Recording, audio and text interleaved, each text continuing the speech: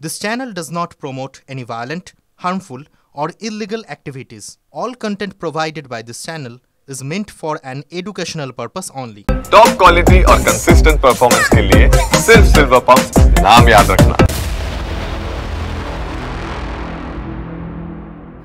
একদিকে যেমন বিজেপির বিক্ষোভ প্রতিবাদ রয়েছে আজ, আর অন্যদিকে এবার আমরা ঠাকুরনগরের খবরেও নজর রাখবো, কারণ সেখানে তো শান্তির বার্তা।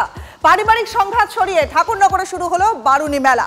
একই সঙ্গে মেলার তদারকিতে মমতা বালা ঠাকুর এবং শান্তনু ঠাকুর। ভোর থেকে পূর্ণ স্নান মতুয়াদের, আর যাচ্ছেন বিরোধী দলনেতা শুভেন্দু অধিকারী। পারিবারিক সংঘাত মিটেছে এবং সেই পারিবারিক সংঘাতকে একটু দূরে সরিয়ে রেখেই ঠাকুরনগরে বারুণী মেলা শুরু হলো। ছবি দেখছেন এই মুহূর্তে। মেলায় উৎসাহ, একসঙ্গে মেলার তদারকিতে মমতা বালা ঠাকুর এবং শান্তনু ঠাকুর।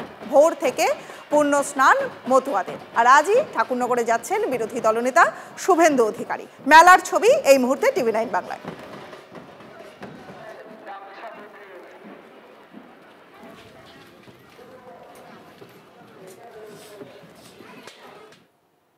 ঠাকুরনগরের ঠাকুরবাড়ি, সেখানে মতুয়া মেলাতে রাজ্যের মন্ত্রী সুজিত বসু, প্রাক্তন মন্ত্রী জ্যোতিপ্রিয় মল্লিক তাদের আশা নিয়ে শান্তনু ঠাকুর বললেন যে 15-20টা করে গাড়ি নিয়ে আসছে, এত মতুয়া ভক্তদের অসুবিধা হচ্ছে।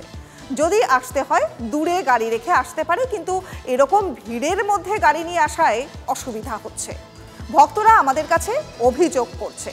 আরও একবার জানিয়ে দিই, ঠাকুরনগরের ঠাকুরবাড়িতে মতুয়া মেলাতে রাজ্যের মন্ত্রী সুজিত বসু, প্রাক্তন মন্ত্রী জ্যোতিপ্রিয় মল্লিক তারা আসছেন, এবং তাদের আশা নিয়ে শান্তনু ঠাকুর কি বললেন যে এই 15টা বা 20টা করে এতগুলো করে গাড়ি, সেগুলো নিয়ে আসবার ফলে মতুয়া ভক্তদের অসুবিধা হচ্ছে।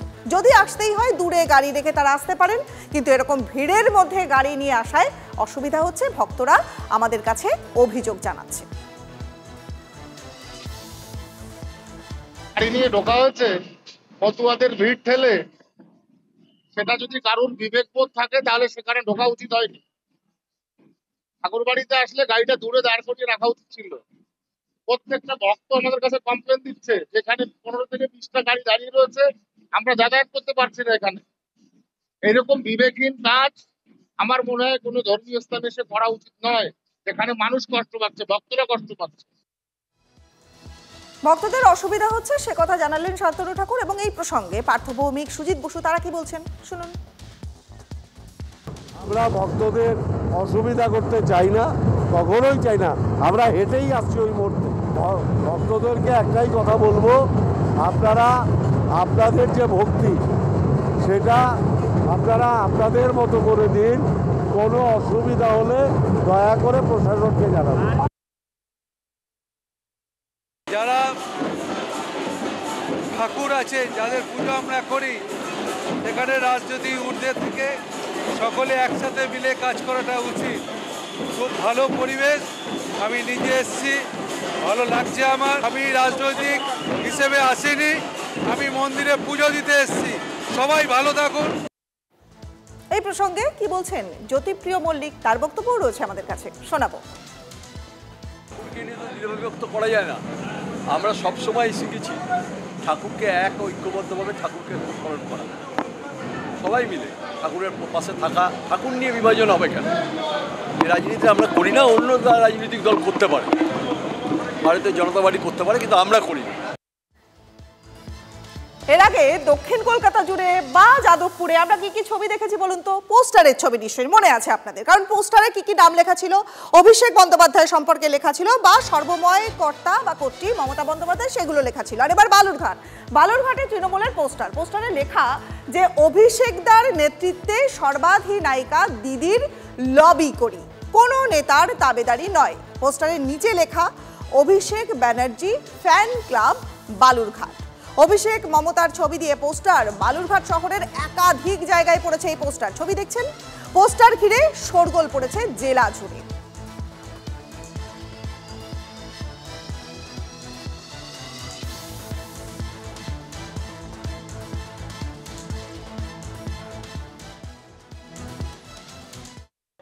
যদি এর মধ্যে থেকে কোনো বিভাজনের চেষ্টা হয় তাহলে এটা খুব দুঃখজনক, এবং এর থেকে এটা মানুষের, বিশেষ করে তৃণমূল কংগ্রেস কর্মীদের মনে একটা বিভ্রান্তি ছড়াতে পারে।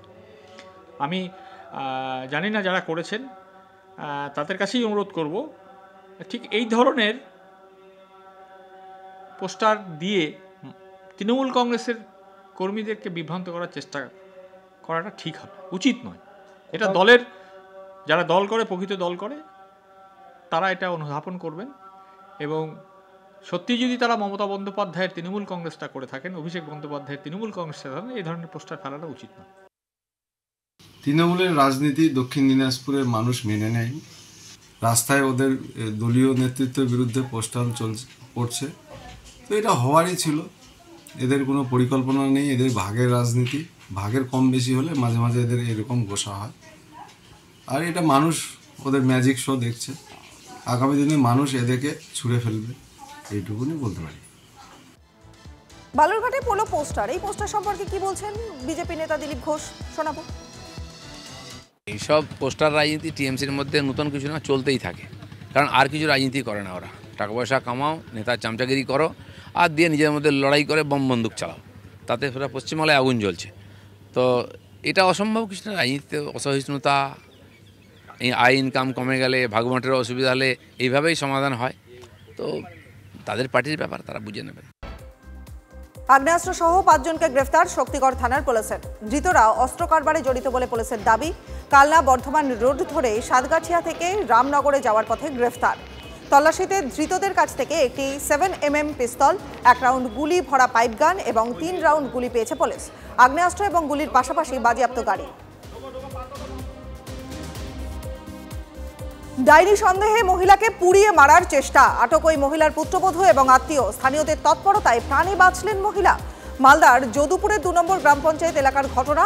আক্রান্ত বধূর অভিযোগ যে কয়েক বছর আগে তার 2 ছেলে পরপর অসুস্থ হয়ে মারা যায়। এরপর থেকেই তাকে ডাইনি অপবাদ দেয় তার পুত্রবধূ। ইংরেজবাজার থানায় লিখিত অভিযোগ দায়ের।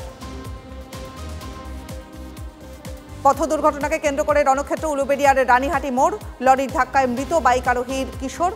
ঈদের বাজার করে বাড়ি ফেরার সময় দুর্ঘটনার কবলে পড়ে পরিবার। উত্তেজিত জনতা 16 নম্বর জাতীয় সড়ক অবরোধ করে বিক্ষোভ দেখাতে থাকেন। ভাঙচুর করা হয় লরি। পুলিশ গিয়ে পরিস্থিতি নিয়ন্ত্রণে আনে।